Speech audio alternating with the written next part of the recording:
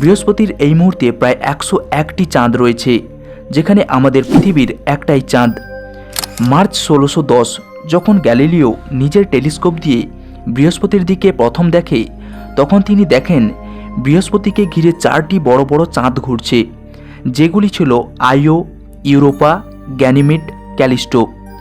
পরবর্তীতে আমরা যখন ভয়েজার 1 জুপিটারের কাছে পাঠাই, তখন জানতে পারি যে 4টি নয়, বৃহস্পতির তো চাঁদের অভাব নেই। তার মধ্যে কিছু তো খুবই ছোট ছিল, এতটাই ছোট যেগুলো পৃথিবী থেকে দেখা অসম্ভব ছিল। আমরা স্পেসক্রাফটের সাহায্যে শুধু বৃহস্পতির চাঁদ দেখতে পেয়েছিলাম এমনটা তা নয়, বৃহস্পতির বিশাল ম্যাগনেটিক ফিল্ড ও গ্র্যাভিটেশনাল ফিল্ডের ব্যাপারেও আমরা অনেক কিছু জানতে পারি।